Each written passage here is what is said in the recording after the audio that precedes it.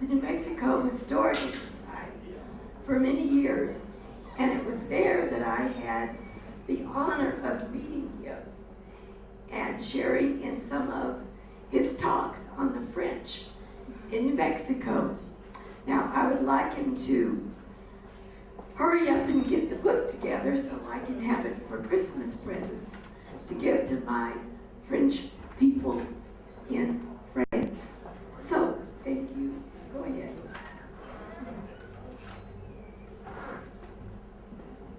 Good afternoon.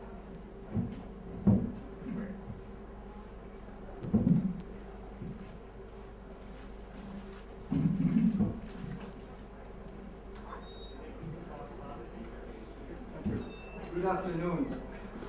This is one of these few occasions I have in Santa Fe where my French accent is totally appropriate. And, but if you don't understand what I am saying, which happens quite often, please wave your hands and ask me to repeat what I said.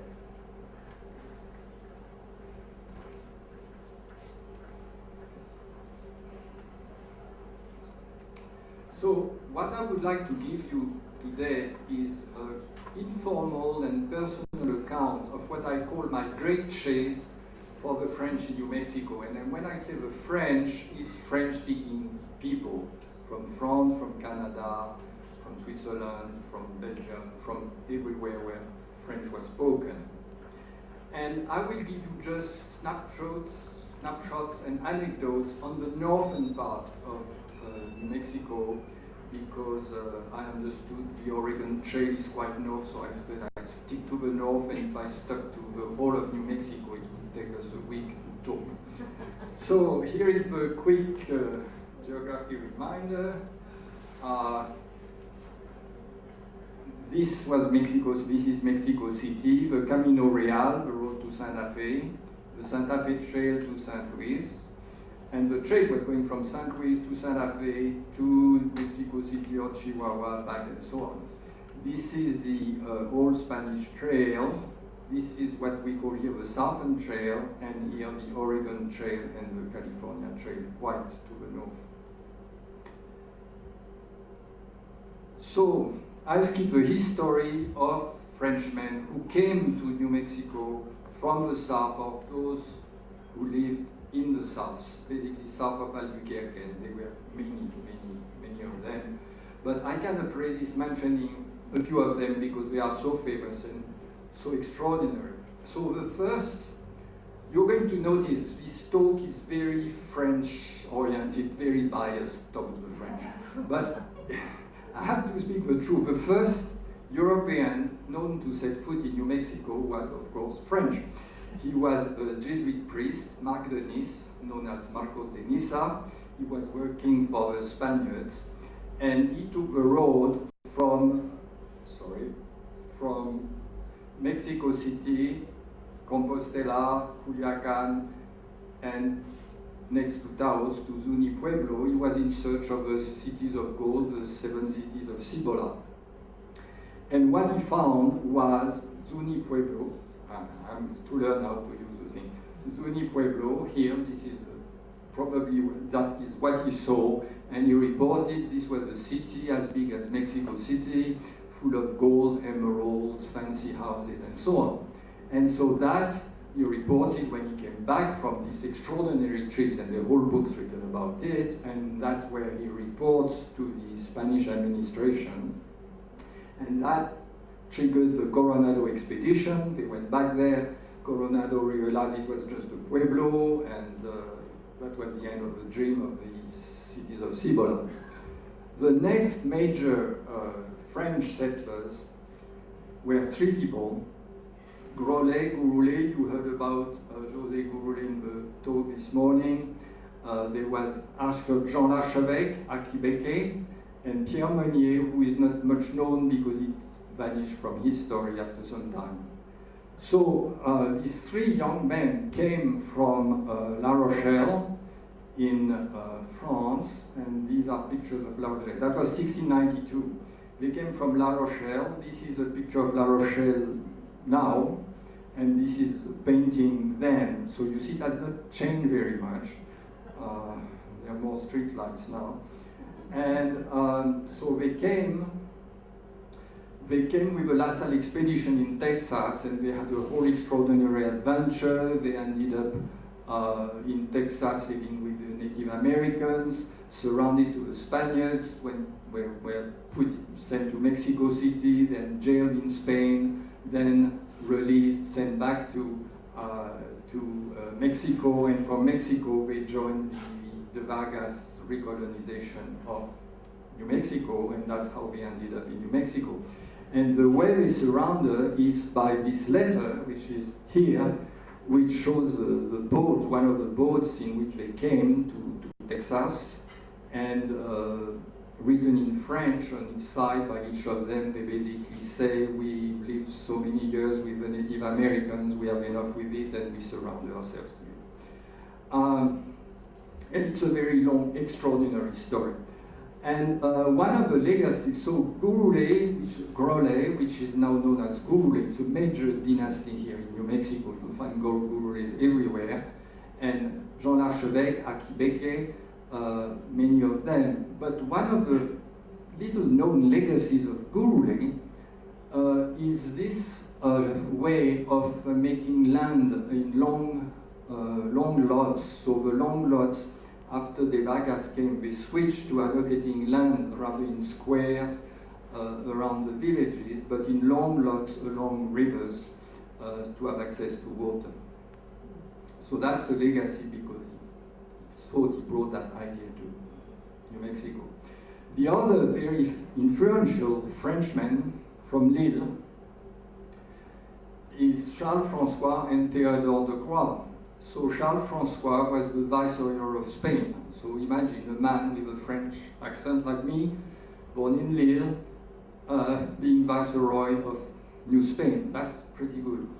And he's here on the left, and his nephew, Captain General of the Interior Province, Théodore de Croix, now known as Teodoro de Croix, was basically the master of all this area where we live now. And for those who were on Wednesday at the talk at the Golondrinas place, you remember the story of Governor de Anza when his people are not happy with his policies and they walk, almost die of thirst, they walk back to Mexico City or wherever it was, and they report to their boss, and the boss was Théodore de Croix, which you see on the right. So that's another French connection. And just to show you the scale of things, these are the interior provinces under the Croix, so all this yellow area, it's pretty big. Well, another very famous man was Bishop Lamy. So that's what happened. I came to Santa Fe 15 years ago, and I was based in Washington D.C. Retired, came to Santa Fe.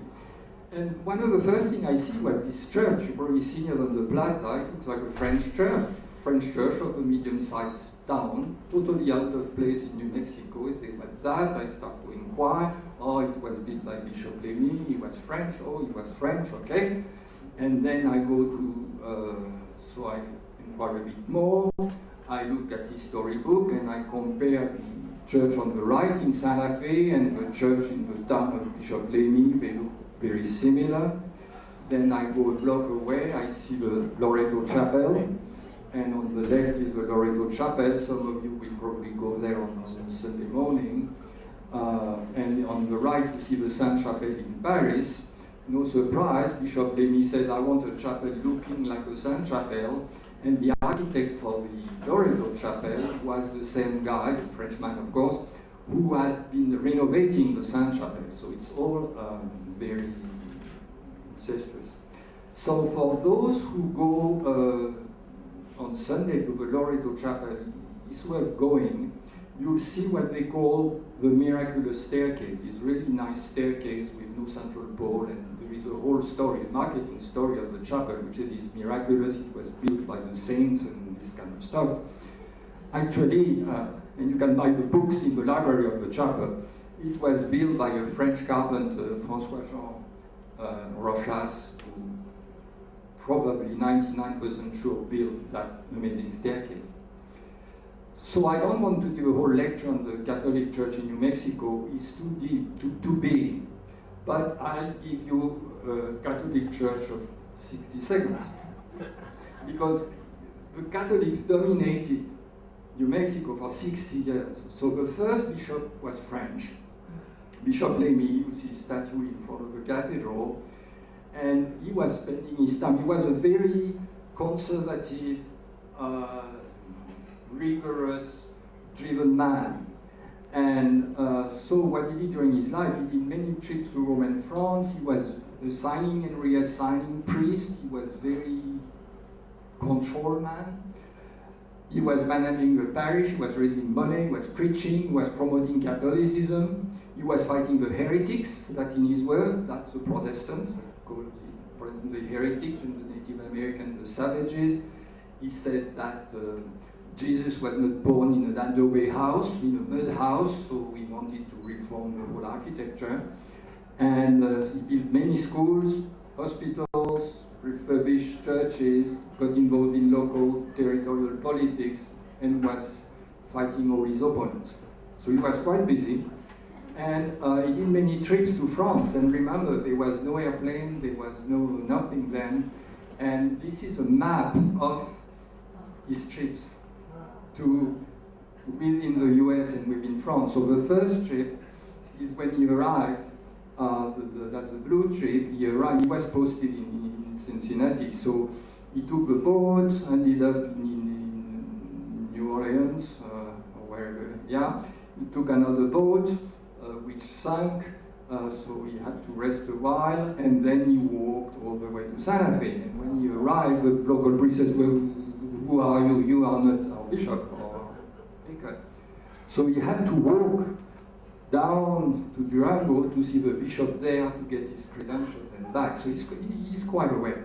And you see all these other trips. The green are trips to Europe, the reds are trips within the US.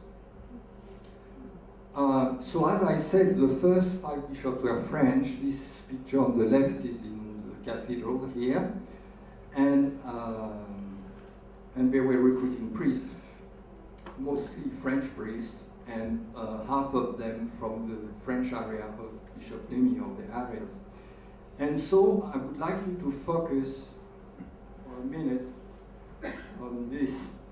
So there are 3 things to look at here. One is the date. The date you will see changed. One is the red dots. The red dots, each red dot is a French priest. Each blue dot is a New Mexican priest. Each black dot is another priest, like a Dutch guy or whatever. So, French priest, and each dot is a French priest. And these are the counties of New Mexico. So 1852, 1860, 1870. This is not a smallpox epidemics lecture, it's the number of priests in Mexico. 1870, 1880, 1890, 1900, 1910, 1910. And then World War I comes, and then all that thing vanishes.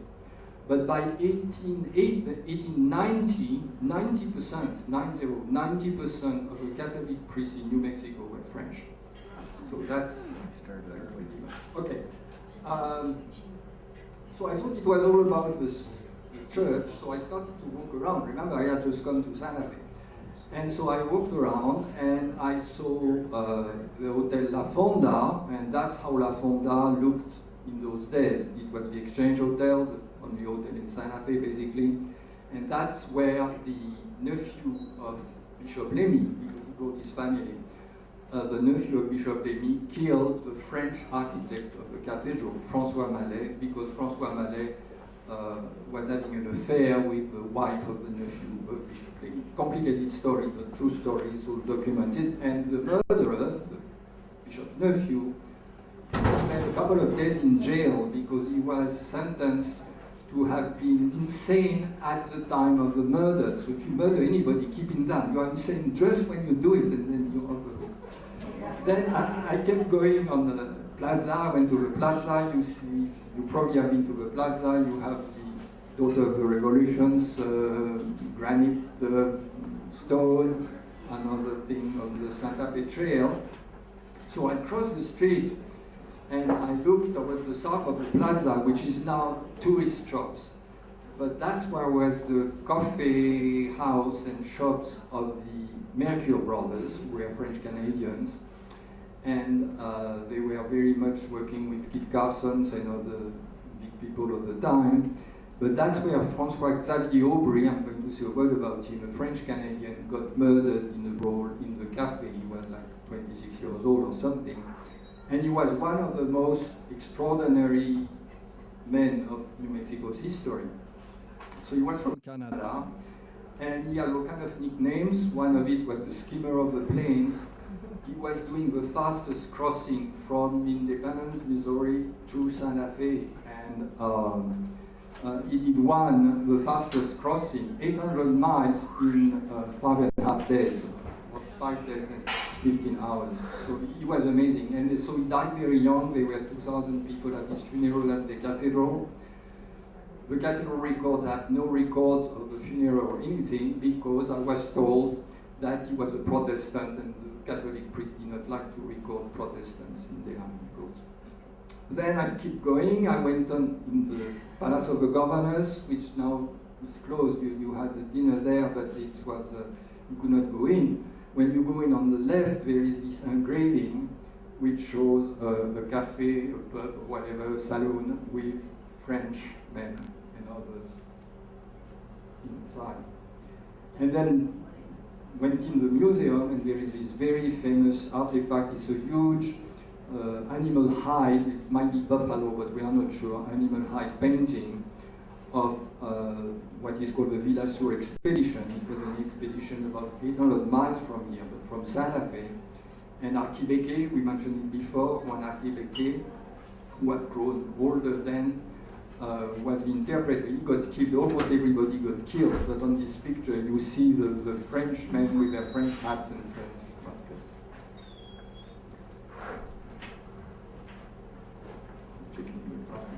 Yeah. So there was more. So let's really go to the stories. During the 1700s, and you don't need to read that whole slide, it's just to show you the scope of the matter, there was what were called the French Frights of the 1700s, and it was basically New Mexico governor raising concern and hell because the French were coming and invading. And they were really explorers, traders. They were not really an invasion from France. They were just people trying to explore or trade. But it was called the French Frights because the government wanted a higher budget, which they usually did not get. And so this is through time, through 1696 to 1752, and you see all these instances of French people being caught in New Mexico, arrested, sent back to Mexico City. Although in some instances they were arrested, but they were hosted by the governor, invited for dinner and escorted back. So it was not always that bad, but sometimes it was. So there was also other pioneers, and one of the most famous one is Pierre Vial, Pedro Vial. Somebody mentioned it earlier this morning. He was from Lyon in France, and he was working for Spain, and he was a very charismatic person, and spoke Indian languages, knew the Native Americans, and made many trips. And he's really the one who pioneered the Santa Fe Trail. He's always said it's George Becknell, but that was during the American period after 1821. So these are these trips, and he kept a diary, which now this is not the diary, this is fake news. The diary is lost, but there were copies of the diary made. So we have his diary, and scholars have analyzed everything in the diary, and these are his main trips. So you see the first trip in 1786, he goes from San Antonio to Santa Fe, then he goes he takes this trip here, and then he takes this trip here. So he made many trips, had many adventures during these trips. And then, so he kept a diary, he made maps, and this is one of the maps. Again, this is not an original map, it's a copy made in the early 1800s. But we have maps which look more or less like the maps he made. So now there is a St. Louis connection, because the Santa Fe Trail is really the St. Louis Chihuahua Trail. And so you know the founders of St. Louis, Pierre Laclede and Auguste Chouteau. I won't go into that, but since they're French, I have to mention them. And this is a plaque of the Chouteau Society, which I show just to convince you that I am not making things up. So it's the French in the Santa Fe Trail, and they explain the story, and they give the name Pierre Vial, Pedro Vial here, and Céron Singrin, very famous man, businessman. So, back. Yeah, so there were many Frenchmen on the Santa Fe Trail. There is a whole list, and there were Frenchmen on the Oregon Trail. So I tried to compile the names which I could find of French people who were both, not at the same time, but at some different time, on the Oregon Trail and the Santa Fe Trail. So I found these. You don't need to read all them. So all the names have been on the Santa Fe Trail. The red names have been on both the Santa Fe Trail and the Oregon Trail. So you see there were lots of connections, maybe because of St. Louis. They would travel, go to St. Louis, take the other trail and so on. Well, you heard this morning the amazing talk about the third trail, so I'm not going to repeat it. 2,000 books have been written. The beavers were almost extinct by 1820. I have read a hunting magazine written in the 1830s or something, where the author says if we keep going this way, the beaver will get extinct. There's still a few left. So I won't duplicate that talk this morning, but I want to show you a list of names.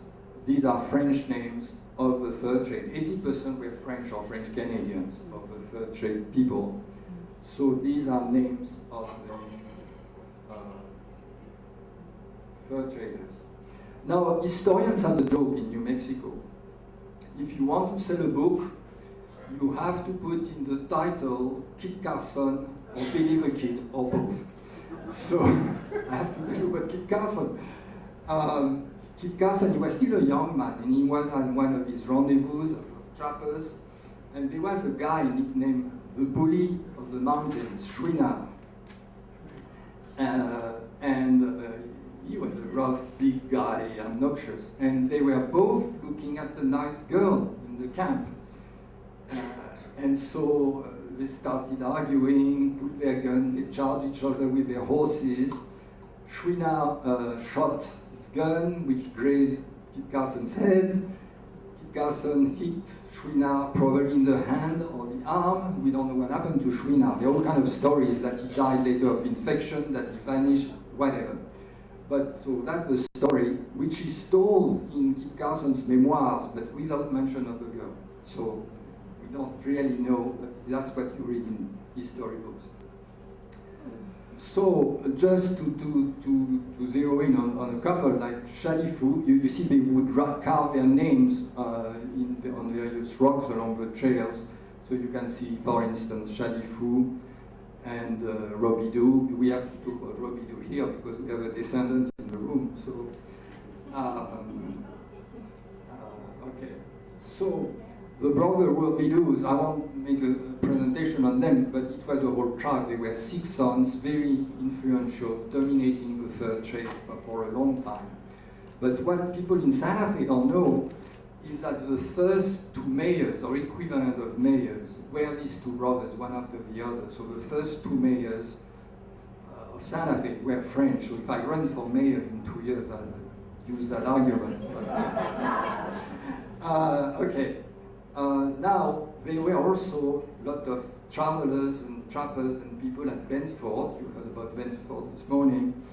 And of course, they were French people.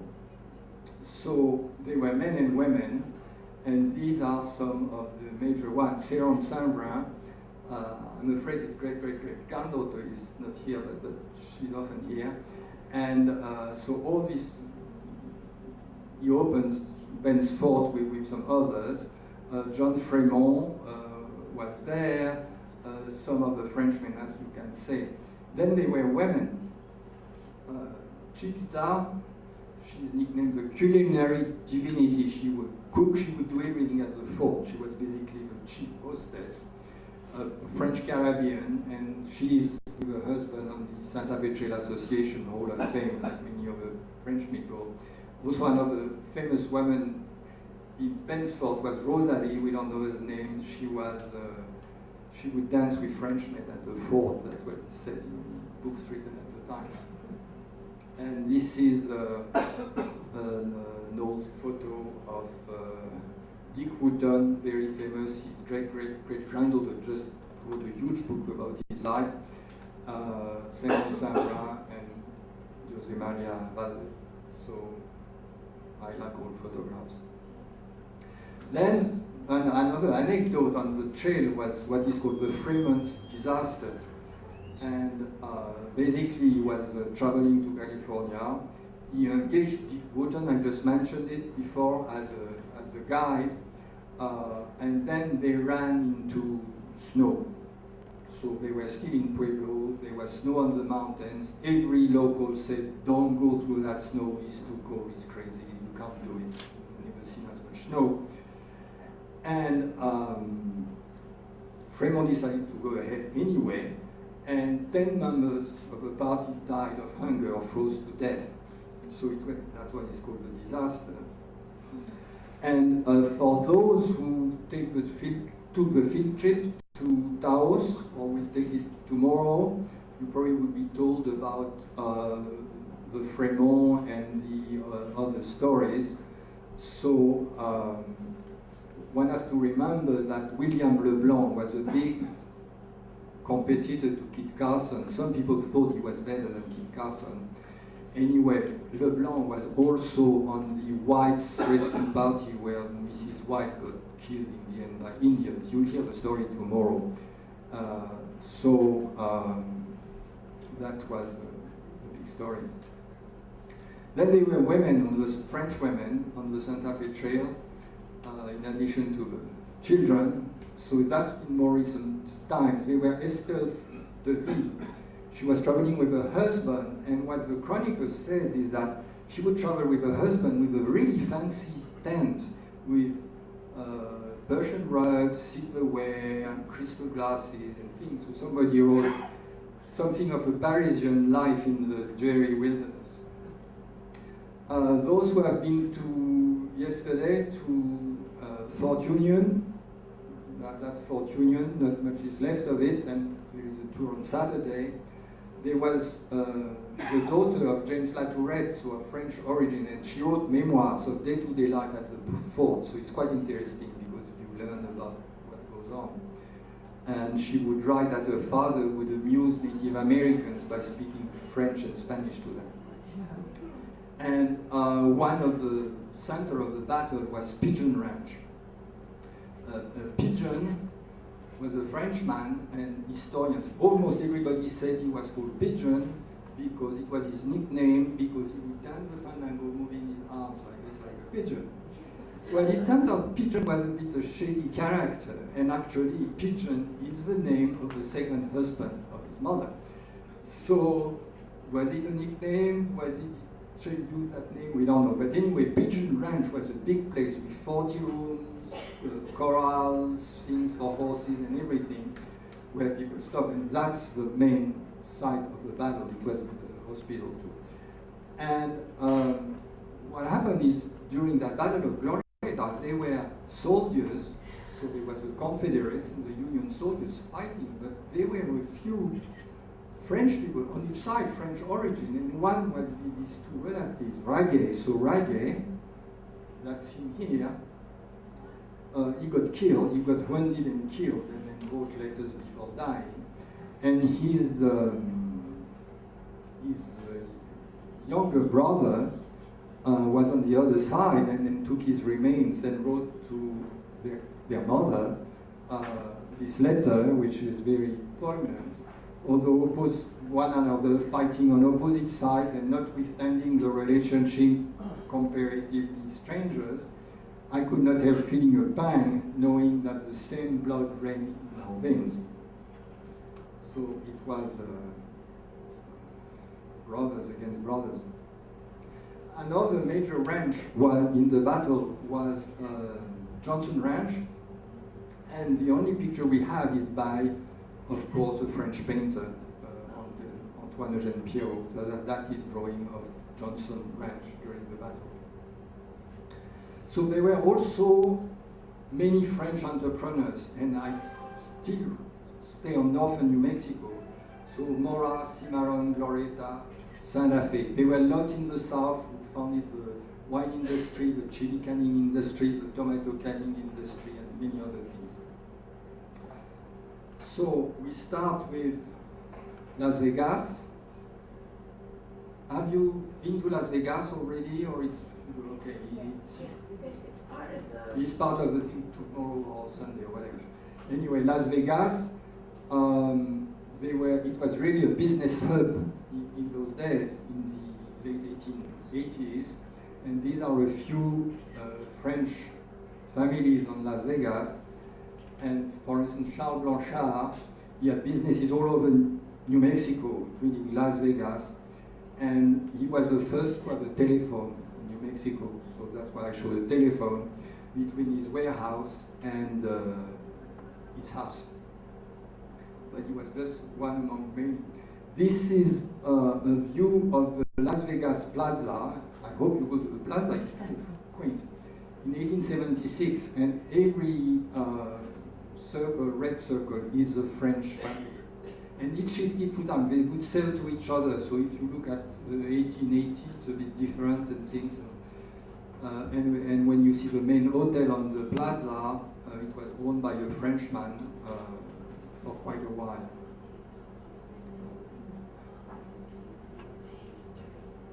I'm trying to make this work and it does not. It has lag. Okay, so now we are in Mora, a bit north. You probably won't go there because it's quite a drive off the main highway, but it's beautiful. And in Mora, Saint Brand, the big businessman in New Mexico, was growing and selling wheat to the Union troops. And he had a mill there in Mora, which is being renovated actually by the Mill's Foundation, and his descendant, Christine, is very active in that. So that's Saint Brand. And another family is Ballon, Claude and Pierre. You remember the priest? So Claude Ballon was one of the priests. Pierre was his brother. Below, to the left, is the family house in France, which I got from Descendants, the picture. And on the right is Pierre Ballon's store in Mora. The store is no longer there. But what you can, I show you on the next picture.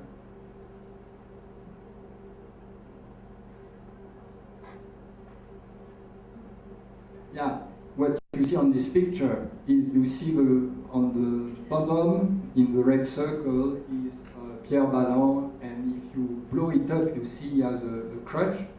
Is because he went back to France during World War I and got wounded in his leg, and he was still limping. So that's why he has a crutch. Now Cimarron, I encourage you to go there, but it's 40 miles off the way of I-25 across beautiful mountains. And Cimarron is the place where the St. James Hotel is, and it's one of the landmarks hotels in New Mexico. And he was established by a Frenchman, a very special Frenchman, Henri Lambert. He was from Nantes, and his son Fred. And what's unique about the story, showing a submarine in New Mexico is unusual. And this submarine was a French prototype designed actually by the teacher of Jules Verne of 20,000 Leagues Under the Sea. And so the submarine, the French were trying to sell the submarine to the Union, to Abraham Lincoln, and they brought it and demonstrated it, and it was a submarine with people, sailors with oars inside the ship. And so they did the demonstration. They decided to refurbish it by turning a crank instead of oars, by hand, and they towed the submarine across. There was a storm, and it sank. But one of the crew members of the submarine was Henri Lambert, who became the chef. Some stories say he was the chef of the White House. It's absolutely untrue, but he still opened a restaurant in Virginia. And then he decided to move to Cimarron to look for gold, and then he opened an hotel because gold was not doing too well, and that's the St. James Hotel. That was his hotel. So you can see an old picture of the hotel. To the left is Henri Lambert and his wife Mary, and if you go to the hotel website, you'll see it's haunted. And you see on the right the picture of a ghost. So a ghost of his wife. So a few years ago, it was during a really cold year, horrible, in February during the cold spell. I wanted to see the ghost, so I rented the room where the ghost appears. And they say in the hotel, when the ghost appears, you have to leave your window open. It was -20, but I didn't. When the ghost is going to appear, so I would speak French to myself in the room to try to make the ghost come in. And they say when the ghost appears, you see a lemony smell. You smell something a bit lemony, and then the ghost appears. So I smelled, and bang, I smell the lemony smell. But I don't believe in ghosts really. So I look in the room, and my nose everywhere, and the smell was actually the furniture polish on the dresser. So the ghost did not come. But if you go on the website, you see on the bottom thing, paranormal, you'll be in good company. That's in the hotel website, and you see the picture of the ghost. So, anyway, the son of Henri Lambert was Fred Lambert. Very instrumentally started the New Mexico Mounted Police. He was quite a guy too. He was also a painter and a poet. Now we move to Taos. We heard already about Taos this morning. It was the hub of fur traders. One reason is they were a bit off the Santa Fe Trail, so it was easier to escape the taxman. And Taos is very French, and if you go to Taos, you hear about Antoine Ledoux, you see Antoine Leroux, you see Ledoux Street, which is now a very commercial street. Ledoux was a big family too. I went to their family reunion 4 years ago. There were about 100 people. But Antoine Leroux was an amazing guy, and there is a whole book written about him. He was born in Saint Louis, but came to Taos because his grandmother was from Taos. He married, he became a prominent citizen. Then they were unusual entrepreneurs. Somebody this morning asked me to talk about the Maximilian affair.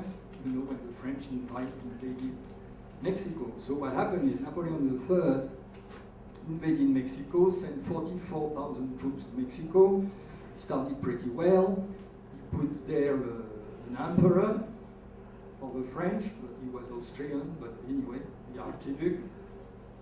Emperor Maximilian, the thing degenerated, Maximilian got executed, and Napoleon III called back his troops back to France. So most of them went back to France, but some stayed behind. Most of them stayed behind in Mexico. They're still there, the descendants. But a few made their way to Mexico. And you can find them in some books, some references, but I found 3, and through their descendants. And one is Joseph Girard, El Frances. And you can see him sitting, he's quite a character. And so he moved to north to Las Vegas. That's why I could find his trace here, and his descendants are around. So there was also, I think, going to be a presentation on the rail this afternoon, or this was a parallel session. All this Santa Fe Trail business stopped with the building of the railway. So the Park Service, by the way, has an amazing website where you see the progression of building the railway, and it's animated and things. So this, the Santa Fe Trail, more or less where it was, and then after, at the end of the process, this is the railway. So when the railway was there, there was no point riding a wagon all the way. And the end of the trail, because I have to keep it French going, you know, the end of the train is the town of Lamy. I don't know, I met a gentleman who rode the train from San Francisco or Los Angeles to Lamy to come here. And so the train arrived in Lamy, which is a little town 20 miles from here. And this is a picture of Lamy here. It looks more or less the same now. And so the train stops here, and it's called Lamy because the bishop had a land grant in Lamy of 16,000 acres, and he was helping building a spur line to Santa Fe. So the train connect one of the train to Santa Fe. And actually that's how it connected. If you have been to the little chapel here on the right, it's not far from here, that's how it looked on the left before when the train was there. So these were just a few insights, anecdotes. It's not the whole story. The whole story is too much of it.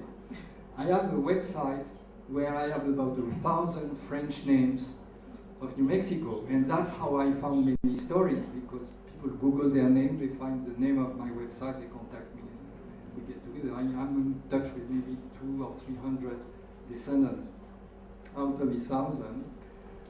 Yeah, I put 100, but it's more than that now. And so that's what it is about. Now, if any of you does research and wants to be in touch with descendants, I really know many, and I can send you their contact and you can get in touch with them. Most of them don't know very much, but some do. So that's my website. And I have a handout. It's a one-page handout with a summary of the history of the French in New Mexico. It's very easy to read, but it has the whole story with no details. So, thank you very much.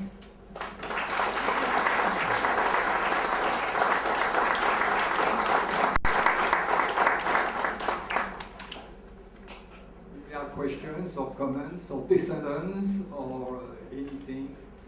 And again, this is only about a third of the quick stories because of southern New Mexico and big stories.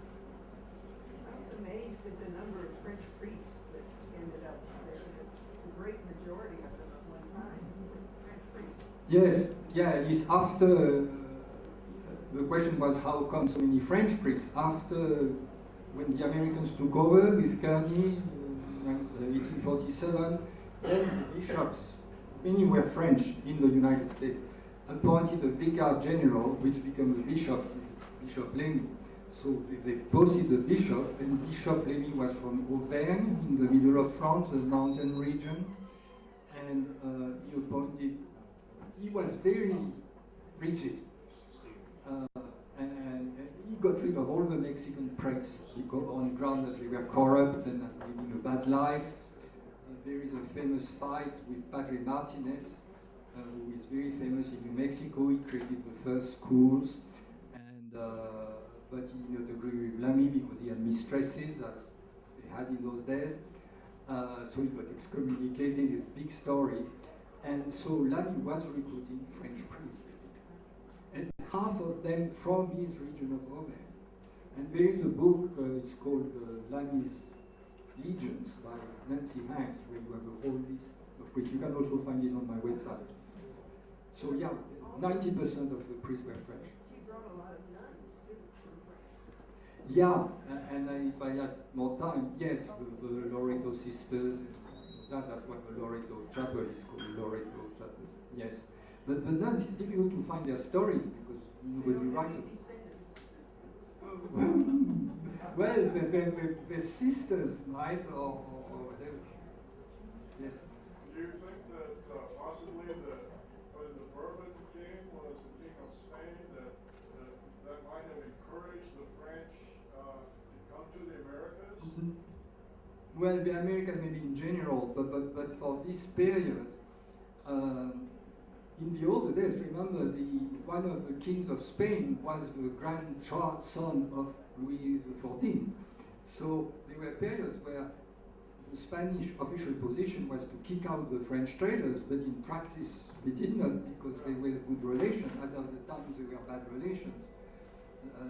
Like when Napoleon put his brother as the king of Spain, this was turmoil. Okay. Another question is, after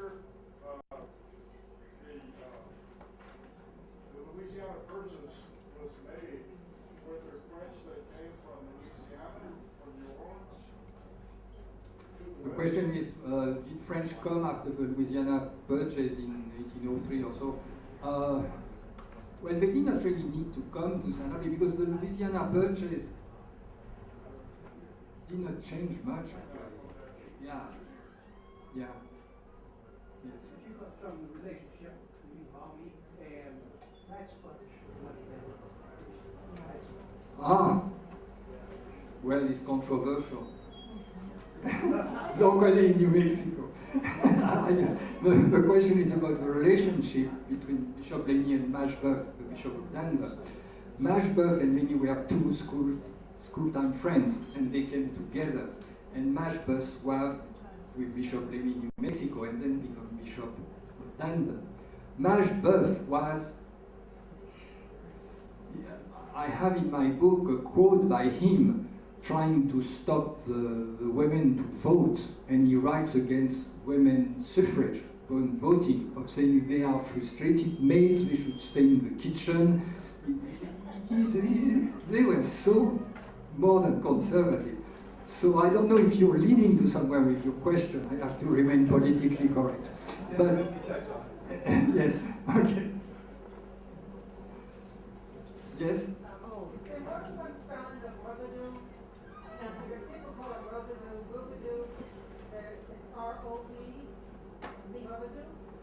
Well, you find all kinds of spellings. Even my name is misspelled on my badge, so there's no problem. But I let the defendant speak for the family. Maybe 8 to 10 actually different spellings. Yeah, it's got this Robidoux. It sounds the same, and many names have actually changed because of the sound of the name. Is that his family there? Yes. You want to stand up? And is somebody of the Robidoux family in the room? Oh, no. I like to claim them. They're just cousins. They're not as Up the road from us. The reconstruction of the Robidoux trading post is on our road. Yes. Yeah, it has been spelled all kinds of ways. Yeah. And it could be D-O-U-X or D-O-R-S. It's both sound very French, so it could, we don't know. I don't know. You have to check the birth certificates, really. Any other? That's Where it. can we get the best French food? The what? Food. The food? French But French food? You have nearby the Olivier restaurant along the river, l'Olivier. Okay. It's high-end, high-price restaurant. You have a couple of others, but Olivier is the best one, and real French because the chef is French and the owner is French.